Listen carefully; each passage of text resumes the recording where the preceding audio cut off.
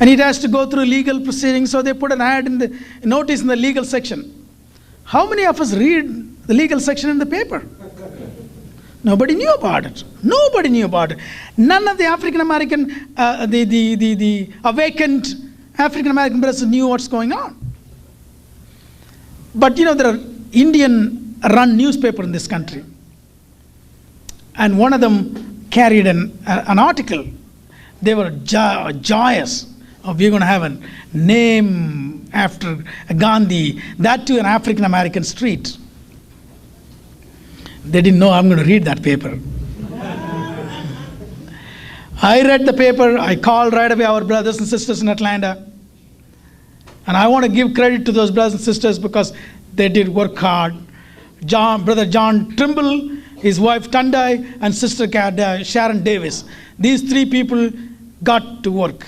They put together a little pamphlet, important aspect of this Gandhi, what he was. Went to door in the street, educated our brothers and sisters. The day of hearing came in the city hall. All the Hindus had their champagne bottles ready. They were ready to open the cork. There came John Trimble and Sister Sharon Davis. They stood and told him who Gandhi was. Nobody could believe, obviously Hindus couldn't believe, that anybody would dare talk against their God, blessed by King Center. So, we won the race. That was completely shelved. But their council brother, I believe, promised the Hindus that I'll find another street. And we suspect this time they're going to do it in such a way nobody's going to find out. But we're going to keep our eyes and ears open. Okay. But that is only a small battle they won so far in the process of education. The bigger one is coming in DC. The powerful Hindu lobby was able to buy a lot of senators, and they're pushing a bill through the Senate, US Senate, to create a memorial for Gandhi in DC, where 70% of the population is African Americans. Where is the memorial for all these African Americans who have been killed and lynched and raped in this country? Where is it?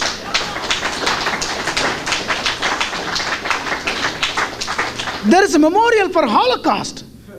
Where did it happen? It happened somewhere else. And a memorial here in government land? What are we doing? What are our elected congressmen doing up in Washington, D.C.? The Black Congressional Caucus, what is it doing? But we are not going to let another traitor's memorial come in there. We are not going to allow Gandhi's memorial come into D.C. I have gone to D.C. and met our brothers and sisters, and everybody have promised us we will fight it. And I have already sent all these details to all the senators who were involved in this bill. And one senator wrote me back and said, we may have difference in opinion about Mr. Gandhi. Difference of opinion? Difference of opinion. It's much more than that.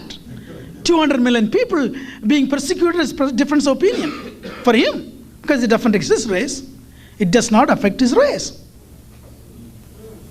So I do have one appeal. I may want to come back to you when this memorial business comes serious. I would expect every one of us to at least write or call our senators. Maybe a massive letter writing campaign. Because if such a memorial comes into DC, it is not only an insult to the black people of India, but it's an insult to the entire black African community in this world.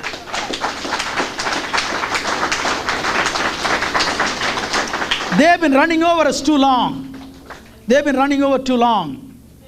We need to stop it. We got to stand up and say, this is it. We are not going to take it anymore. Yesterday, we had another celebration in Columbia University. That is where Dr. Ambedkar got his MS and PhD. See, every year, a small group of Dalits living in this country, we get together and celebrate his birthday. His birthday is April 14th, but depending upon the convenience, so yesterday was there, I was there. There's a big, some of our African American brothers and sisters also attended that. He fought a lot of hurdles. Even through one man, one untouchable, had to fight against this monster Gandhi and the whole entourage, very powerful upper caste. The reason why he was able to withstand, because of towering intelligence, dedication, as the most commitment. He had that. Because he could have been anything he wanted. He could have been a big governor or president of the country if he had wanted. Because they would rather give him and push him aside, keep his mouth shut. Maybe send a few white women with him. Take care of him.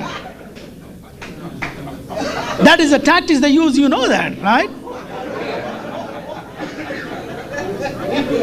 As a matter of fact, they did it to him. Dr. Ambedkar's first wife died. He was a bachelor, widower for a while. He got sick, he went to the hospital. Nehru, you know the guy, the first prime minister, he introduced a physician, a Brahmin girl, to Dr. Ambedkar, and ultimately they got married. And within about 6 years, Dr. Ambedkar died. And there is no investigation. The untouchable community wanted an investigation as to why this man died. Nehru introduced this lady. It's a gradual death. He got sicker and sicker and sicker. But Dr. Ambedkar called our people and told them 3 things. In order to emancipate, you got to educate, you got to agitate, and you got to organize. Okay? But I want to elaborate these things a little better. When I was a young boy in India, there used to be demonstrations. You know, for everything there is a Communist Party is an accepted or a legal party in India. They always demonstrate. You know, they walk and labor demonstrations and 100 people, 200 people, 500 people demonstrating.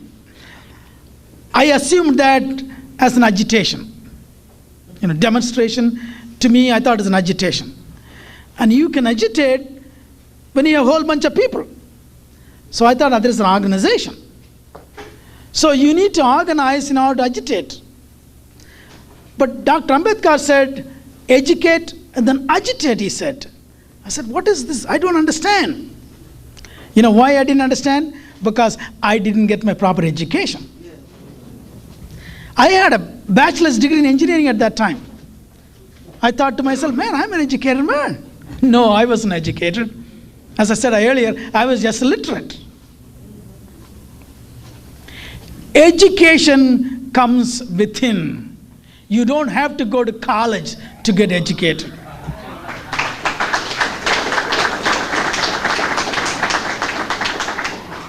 So once you get educated, once you understand who you are, where you came from, where you are going, why you are where you are, you get educated. Once you get educated, you automatically get agitated. You get angry. You get mad. If you don't get mad, you haven't gotten educated enough.